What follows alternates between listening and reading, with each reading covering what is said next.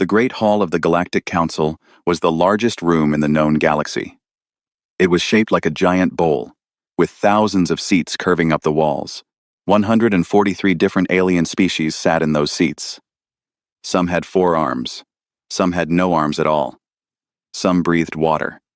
Some breathed gases that would kill a human in seconds. But on this day, every single one of them was looking at the same place. They were looking at the small bench at the bottom of the bowl. They were looking at one human woman. Her name was Ileana Vasquez. She was the human ambassador to the council. She was 64 years old. Her dark hair had streaks of gray. Her left hand shook a little when she was tired. She had been tired for many years now. She wore a simple dark suit and no jewelry. She sat alone on the bench. No other humans were allowed in the room today. The council had ordered it. At the top of the room stood the speaker of the council. His name was Venick Ix.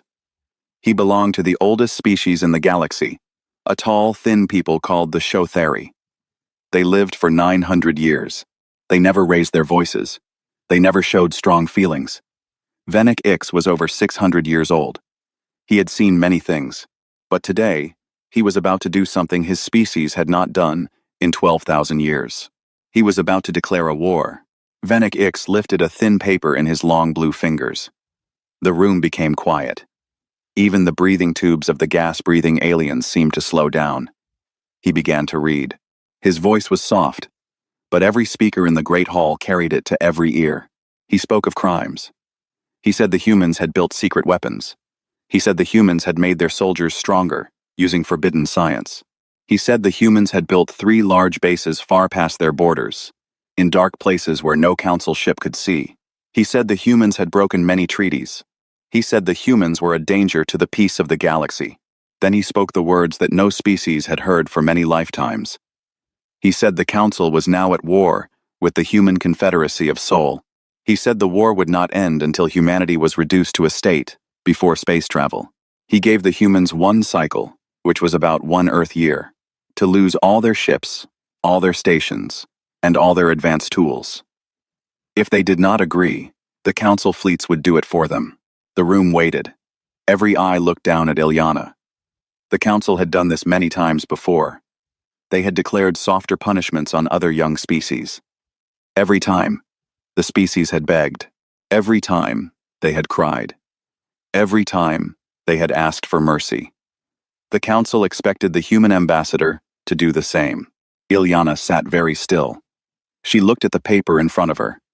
She looked at her shaking hand. Then she looked up at Venick Ix, and she smiled. It was not a big smile. It was small. It was tired.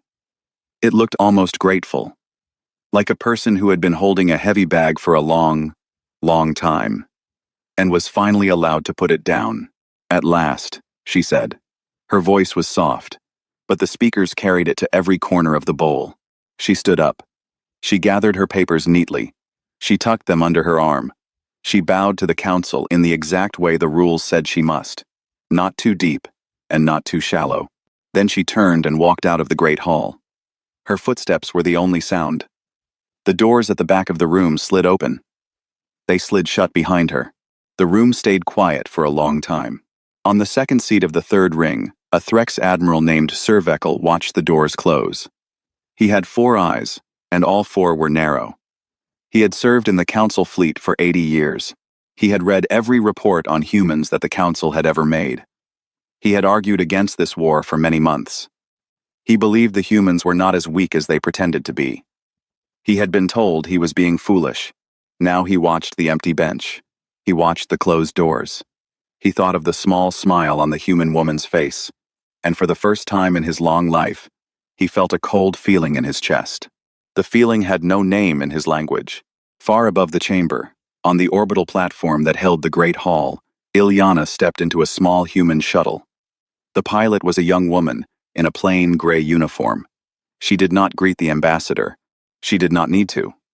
She had her orders. She had been ready for this day since the day she was born. Ileana sat down. She closed her eyes for a moment. She thought of all the years, 60 years, of pretending. 60 years of bowing and smiling and saying yes to laws that were chains. 60 years of secret meetings in dark rooms, of plans inside plans, of children raised on whispered promises that one day, the cage would open. She opened her eyes. She took out a small black device from her pocket. It had only one button. She pressed it. The device sent a single message across the dark space between the stars. The message was only 2 words long. It was not in any language the council could read. It was in an old human tongue. And the words were simple. Harvest is ready. The shuttle's engines came to life. The little ship pulled away from the council platform. It turned toward the deep dark, toward the long road home to Earth. Ilyana looked through the small window at the stars. She was still smiling, and in many places far from the Great Hall, in places the council did not know about, other humans were getting the message. A shipyard worker in the cold rocks of Ceres looked up from her tools. An old admiral on a farming planet put down his cup of tea. A scientist in a hidden lab smiled the same small smile. A grandfather reading to his grandchildren stopped, kissed them on the head, and stood up. A young pilot in a hidden hangar climbed into a ship that did not officially exist. All of them were thinking the same thing. At last, back in the Great Hall, the council had still not moved. Venek Ix, the old speaker, finally lowered the paper in his blue hand. He looked at his fellow elders. He saw on their faces the same thing he felt in his own old chest. They had expected fear. They had received a smile. They had expected begging. They had received a polite bow. They had expected weeping. They had received 2 soft words. Something was wrong. Something had been wrong for a very long time, and they had not seen it. Send the fleet, Venek Ix said quietly. His voice was not as calm as before.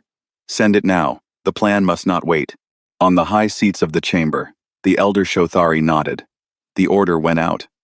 Across many star systems, the great council fleet began to gather. 300 warships, the largest force in 4,000 years. They would move on Earth. They would teach the humans, as so many young species had been taught, that the council's word was law. That was the council plan. It was a plan that had worked 117 times before. This time, it would not work. For Admiral Cervical knew, deep in his careful old heart, that something was very, very wrong. He had spent the last 4 years studying every word humans spoke. He had read their old books. He had watched their old films. He had seen something in them that the other council elders did not see. He had seen a people who could lie with their whole body, with their whole heart, with their whole life, if the lie was big enough and the prize was great enough. He had seen this in their stories. He had seen this in their history. He had once tried to warn the council. They had told him he was being silly. Humans, they had said, were a small and simple people, easily handled, easily reduced. And so, with a heavy heart, Admiral Cervical boarded his great ship, the Patient Star, and gave the order to lead the fleet to Earth. He did not know what was waiting for him. He only knew that whatever it was, the council had earned it. They had pushed and pushed for 60 years, and a tired old human woman had smiled at last, and somehow, that smile felt to him like the moment before a great wave breaks on a stone shore. He would not be wrong. To understand why Ilyana Vasquez smiled, one had to go back. Back 60 years, to the day humans first met the Galactic Council. Back to a young woman in her 20s with sharp eyes and a quick mind, who was sent as a junior helper to the human team that joined the council for the first time. In those days, Ilyana was full of hope. The humans had just learned how to travel between stars. They had reached out into the dark, and the dark had answered. The council had come to greet them. The council ships were huge and beautiful. The council leaders were calm and wise. They spoke of peace. They spoke of trade. They spoke of one big family of stars. The humans were given a place at the council. They were given laws to follow. The laws were many and strict. Humans could not build certain kinds of weapons. Humans could not study certain kinds of science. Humans could only travel along marked roads in space. Humans had to share all of their new ideas with the council before using them. The leaders of Earth signed the papers. They were thankful. They thought the rules were fair. They thought the rules were the price of peace. Ilyana, in those days, thought so too. But she was a careful young woman. She liked to read old papers. She liked to ask questions. After a few years working at the council, she began to notice things. She noticed that some species in the council were very, very strong, and some were very, very weak. The strong species were the old ones. The weak species were the younger ones. There seemed to be no middle. She started to read the histories. Not the public histories the council shared in school books. The old papers, in dusty corners of the great library on Velirax Prime. The old reports. The old votes. Things that were not hidden, but were boring enough that no one looked at them. And there she found the pattern. Every young species, when it joined the council, was given rules. The rules were always for good reasons. To protect peace, to stop danger, to help the species grow safely. But over time, more rules were added. New crimes were found. New punishments were given. Slowly, very slowly, the young species lost more and more of what made them strong. Their fleets shrank. Their science slowed. Their numbers stopped growing. After 200 or 300 years, they were small and quiet and gentle, and they did whatever the council asked. The council had a word for this. They called it gentling, like training a wild animal until it would eat from your hand. Ilyana saw what was coming for humans. She saw it clearly. She was 27 years old, and she sat alone in the dusty library and cried. Then she dried her eyes. She copied her notes. She took them home to Earth. She thought no one would believe her. She was wrong. The leaders of Earth listened. They had been worried too. They had felt the chains tightening, year by year, rule by rule, but they did not know what to do. The council was too big. The council was too strong. To fight the council openly would mean death. To run away was not possible. There was no place to run. It was a man named Admiral Daniel Okoro who first said the words. He was an old soldier with a kind face. He said them in a quiet meeting in a small room under the city of Geneva. He said, "We will not fight them. We will not run from them. We will pretend." "Pretend what?" someone asked. "Pretend to be what they want us to be," said the admiral. "Pretend to be slow. Pretend to be small. Pretend to be tame. We will smile and bow and sign every paper they give us. And while we are smiling, we will build the things they think they have stopped us from building. We will build them where they cannot see. We will build them in the dark places between the stars.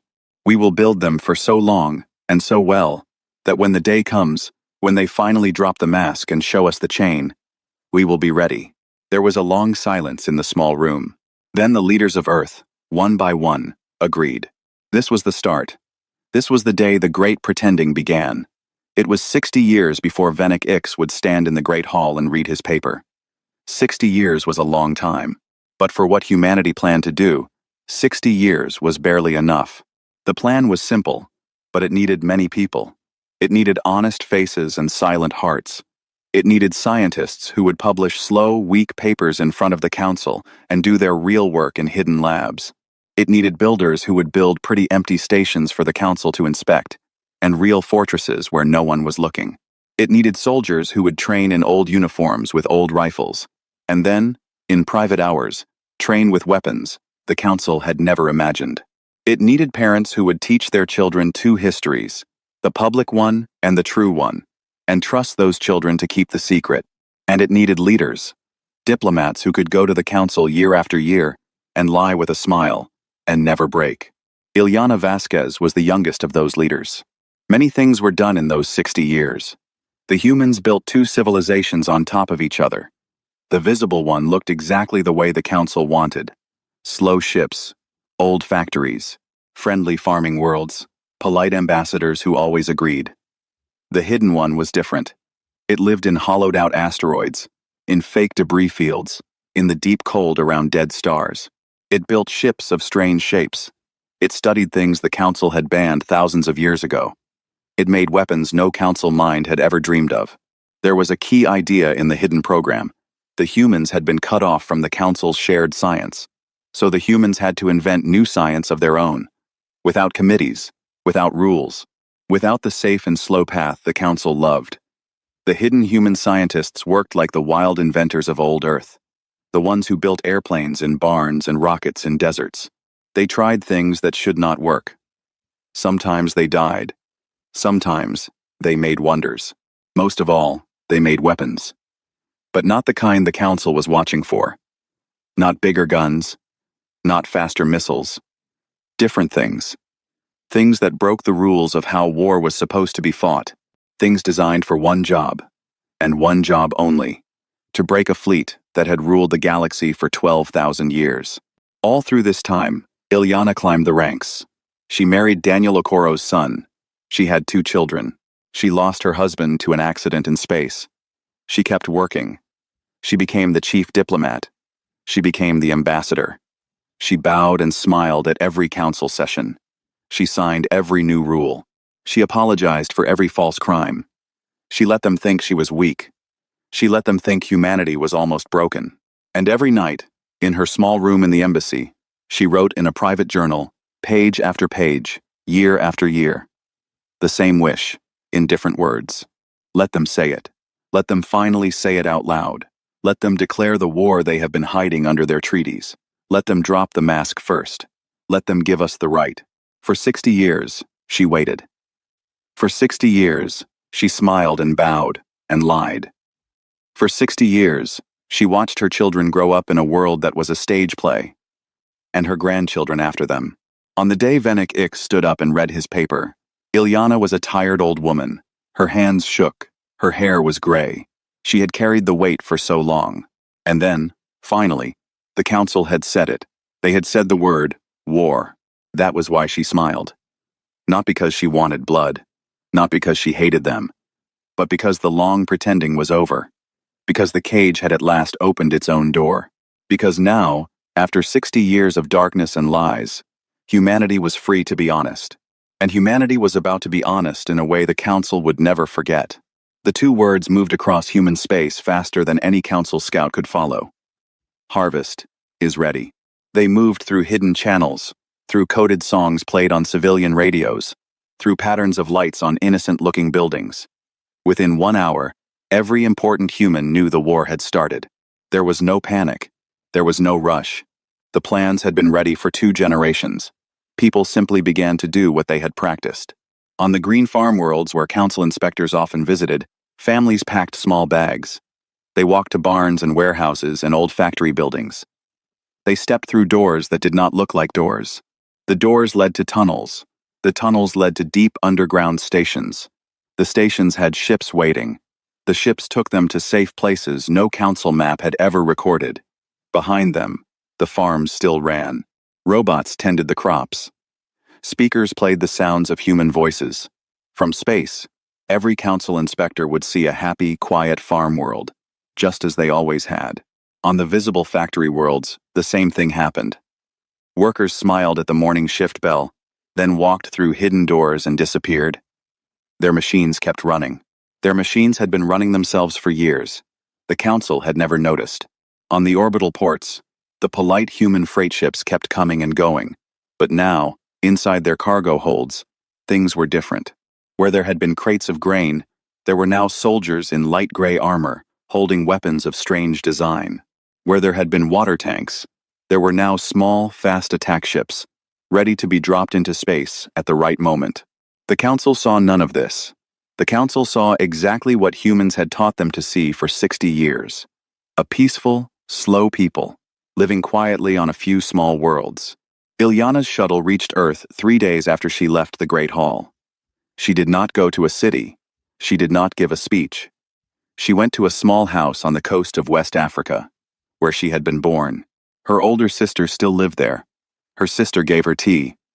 They sat on the porch and watched the sea. "How long?" her sister asked. "A few months," Ilyana said. "Maybe less. The fleet from the council is already coming. Are you afraid?" Ilyana thought for a long time. Then she shook her head. "I am tired. I am very tired. But I am not afraid." Far away, the council fleet was already on the move. It was the largest fleet in 4,000 years. 300 warships. Some were as big as cities. They came from 20 different species. They flew the colors of the council. Their job was to enter the human soul system, scare the humans into surrender, and begin the work of taking apart the human civilization, piece by piece. At the head of the fleet was Admiral Servekel of the Threx. He was the same Threx who had watched Ilyana smile in the Great Hall. He had not asked for this command. The command had been forced on him Because he was the best officer the council had. He was careful. He was patient. He read every report twice. His 4 eyes missed very little. In his private cabin on his flagship, the long, sleek vessel called Patient Star, he sat alone with old papers. Reports about humans, going back to the day they were first met. He looked for clues. He looked for things that had not made sense at the time. He found many. A factory closed, for no clear reason. A scientist who died young and whose work was never published. A trade route that lost 2 ships in a strange spot and was never used again. Small things. Little odd notes in the margins of 60 years of history. He felt the cold feeling in his chest grow stronger. He thought of the human woman's smile. He told his second-in-command to slow the fleet's approach. "Sir," his second said, "the council has ordered fast advance to shock the humans into surrender." "The humans," said Sir Veckel quietly, "are not going to surrender. We will not shock them. They are waiting for us. I do not yet know what they are waiting with. So we will be slow. And we will be careful. And we will see." His second did not argue. It took the council fleet 2 months to reach the edge of human space. 2 months was a long time for such a large fleet. But Sir Veckel sent scouts ahead at every step. He was looking for traps. He found none. He found nothing. The space ahead of him was empty. This made him more worried, not less.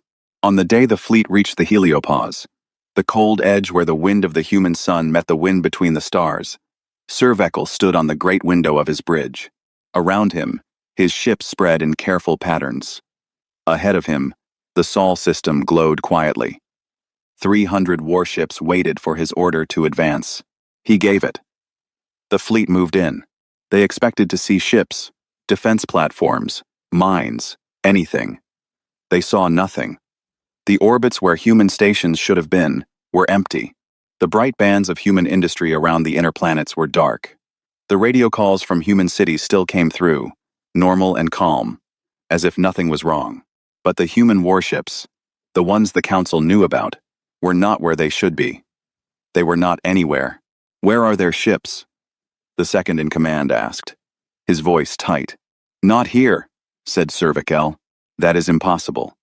Our scans show no ships within 1 billion kilometers of any major human world." "Yes," said Sir Veckel. "Impossible. And yet, here we are."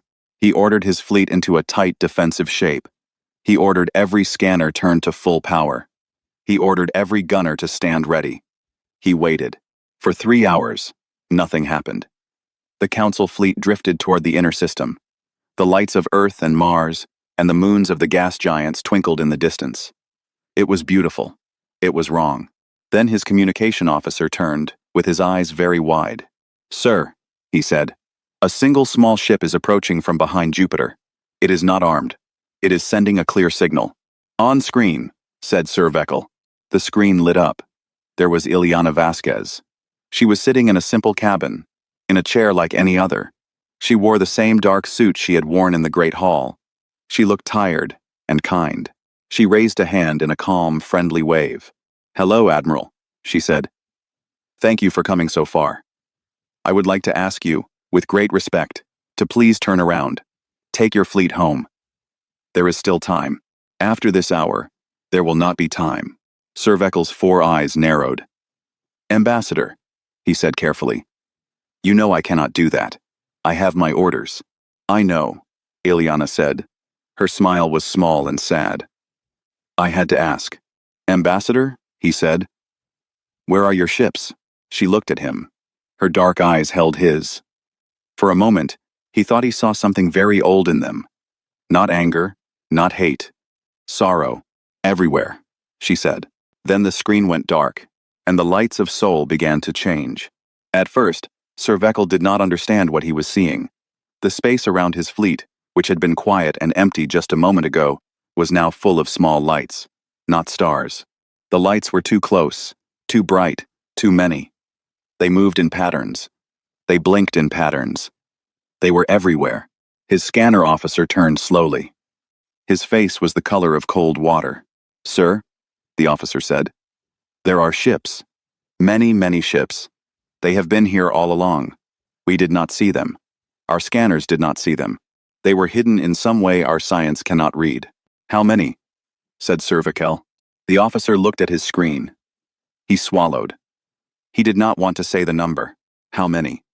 The admiral asked again. Sir, the officer whispered. The number is too large. The number cannot be right. There are more than the lights of stars in this part of the sky. There are thousands, tens of thousands. They are all around us. Cervical stood very still. He looked through the great window. His 4 eyes saw what no council eye had ever seen. The dark of human space was not dark. It had only been pretending. Now it had stopped pretending. He thought of 60 years. 60 years of polite human ambassadors. 60 years of slow human factories making old-style ships. 60 years of council inspectors signing happy reports.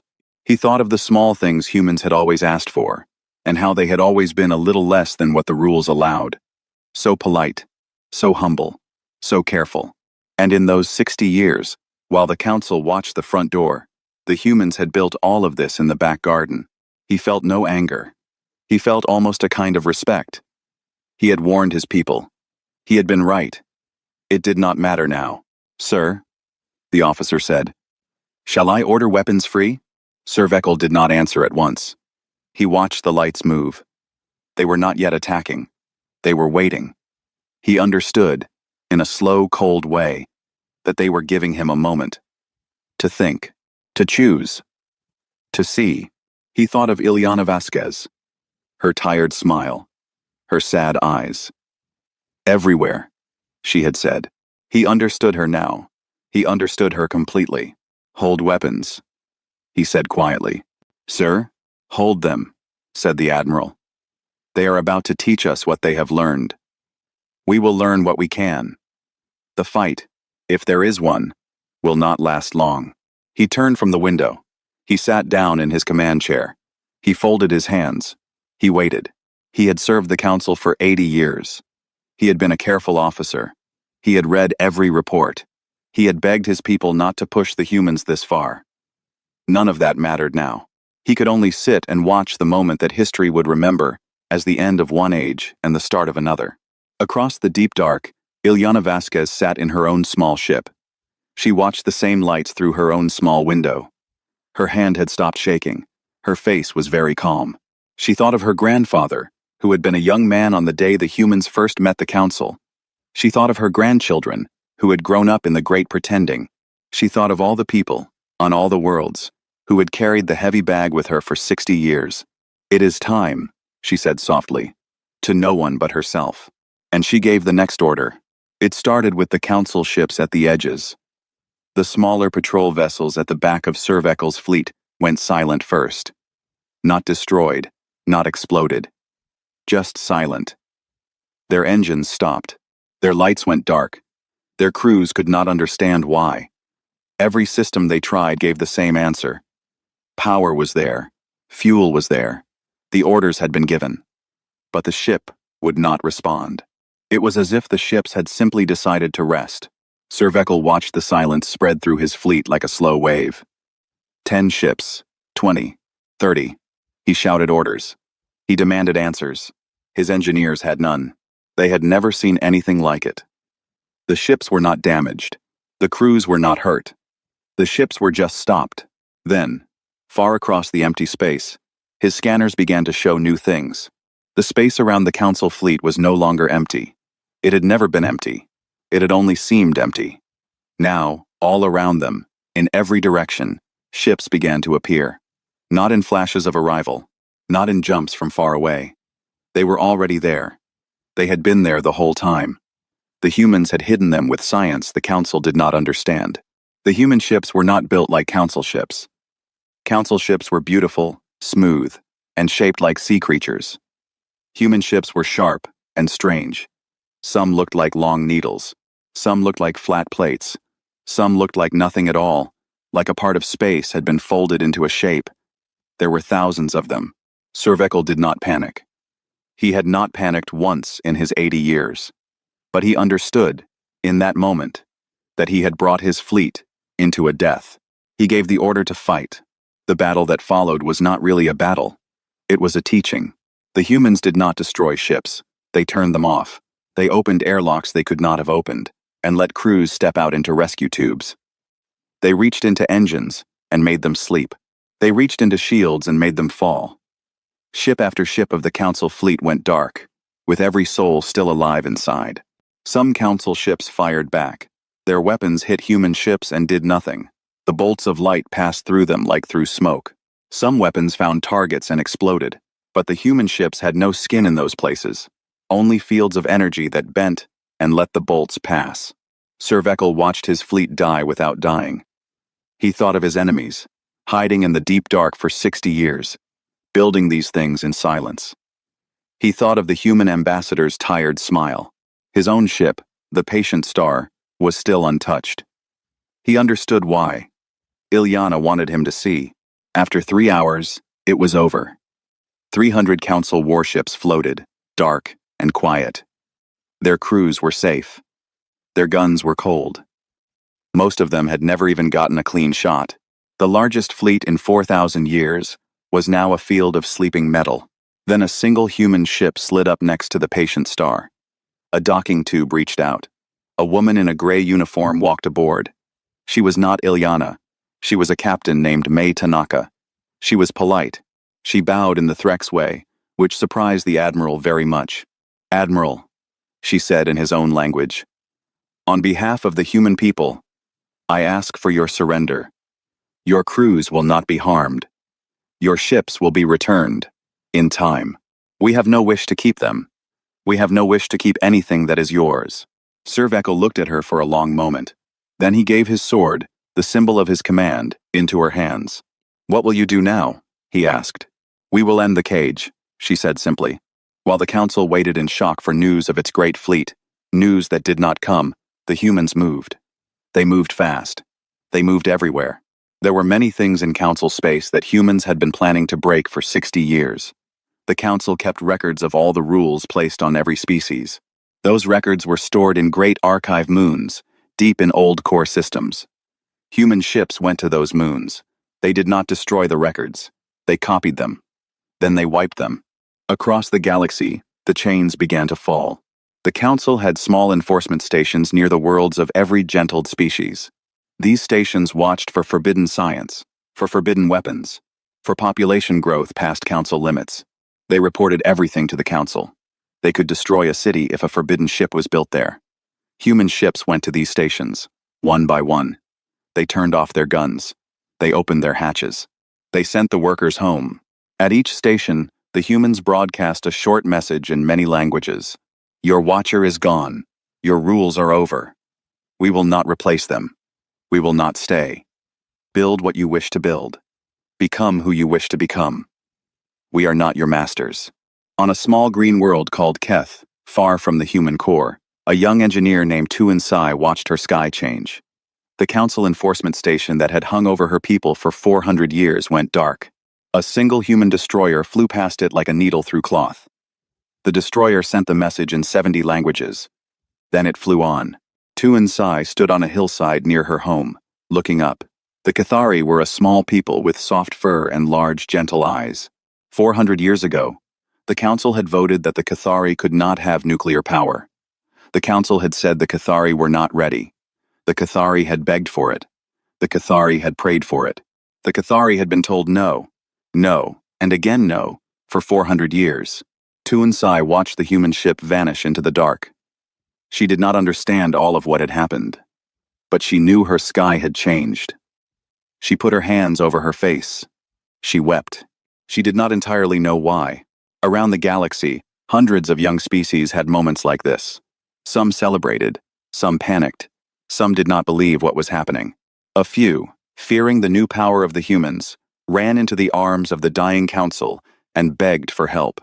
The Council could give none. The Council was breaking apart. In the Great Hall, where Venick Ix had read the war paper, the Council members shouted at each other for the first time in 9,000 years. The old species, the gentle gardeners, were in shock. They cried out that the humans must be stopped. They cried out that the humans were a danger. They cried out that the humans would replace them and become the new chains. But the younger species in the Council, the ones still under rules of their own, looked at each other in a new way. They had heard the human messages. They had seen the chains falling on their cousins. Some of them stood up and walked out of the Great Hall. They did not return. After 11 months of careful war, Ilyana Vasquez came home to the Great Hall one more time. She came alone again, just as she had on the first day. She walked the same path to the same bench. She sat in the same place. This time, the Great Hall was half empty. Venek Ix was still there. He looked older. His blue skin had gone gray at the edges. He had aged 10 years and 11 months. He stood up slowly. He waited. Ilyana looked at him. Her hands no longer shook. Her face was calm. She did not smile. "Speaker," she said gently, "I have come to ask you to end the war. You have already won it," he said. His voice was thin. "Yes," she said, "but you have not yet lost it. There is a difference. Today, I would like to make sure you understand that difference. We are not here to take your seat. We are not here to take your place. We are not here to be your new gardeners. We came to break the cages. The cages are broken. We are going home." There was a long, long silence in the half-empty room. Then Venek Ix, slowly, very slowly, lowered his head. The peace was strange. There were no parades. There were no great speeches. There were no songs of victory. The humans went home as quietly as they had gone to war. Their fleets came back into hidden ports. Their soldiers took off their armor. Their great hidden civilization, built in 60 years of silence, stepped out into the open at last. For the first time in human history, no one had to pretend. The old council was dissolved by its own surviving members. They voted, with sad, slow voices, to end the body that had ruled the galaxy for 12,000 years. In its place, they built something new. It had no enforcement fleet. It had no power to declare war on a member species. It had no power to make rules about science or population or weapons. It was a meeting place, a talking place, nothing more. Humanity took a single seat in this new meeting place. Just one seat, like every other species. Ilyana herself cast the first human vote. The vote was on whether the new body should have any power to punish a member species. She voted no. The new body had no such power. By her own hand, she made sure of it. After the vote, she stepped down as ambassador. She was 65 years old now. She went home to her sister's house on the coast. She walked on the beach in the mornings. She read books in the afternoons. She wrote letters to old friends in the evenings. She was, at last, allowed to rest. The galaxy did not become a paradise. Ilyana had never thought it would. The freed species struggled in many different ways. Some of them, who had been gentled for thousands of years, did not know what to do with their new freedom. They stood blinking in the sunlight, like people coming out of a long cave. Some of them built wonders. Some built terrible things. Some built nothing at all and waited, hoping someone would come and tell them what to do. No one came. The humans had gone home and stayed there. On Keth, the small green world, the Cathari spent 10 years arguing about whether to build nuclear power. There were many fights. There were 2 small wars between cities. 3,000 Cathari died in those wars. It was a terrible time. Then the arguments cooled. The Cathari built their first nuclear plant. They learned. They made mistakes. Some of their mistakes hurt people. They learned more. They built better plants. They began to make their own discoveries, things no council mind had ever thought of, because the Cathari minds were not like council minds. Tuan Sai, the young engineer, became an old engineer. She lived to see her people walk on their first moon. She wept again on that day, the same way she had wept the day the human ship freed her sky. By then, she understood the tears better. In her old age, she was visited by a young human historian named Demetrius. He had traveled the galaxy, collecting stories of the war and the freedom that came after. He sat with her in a small wooden room and asked her many questions. At one point he asked her, "Was it worth it? The wars between your cities, the 3,000 who died. Was the freedom worth that price?" Tuan Sai was quiet for a long time. She looked out the window at the moon she had helped reach. "Your people did a cruel kindness," she said at last. "You gave us back our mistakes. Without our mistakes, we could not become ourselves. The council took our mistakes from us and called it a gift. Your people gave them back and called it a gift too. Both were gifts. but only one of them was true. Demetrius wrote her words down. He had been writing many words. He was working on a great history of the war. To do this, he needed to read the private papers of the people who had made the war.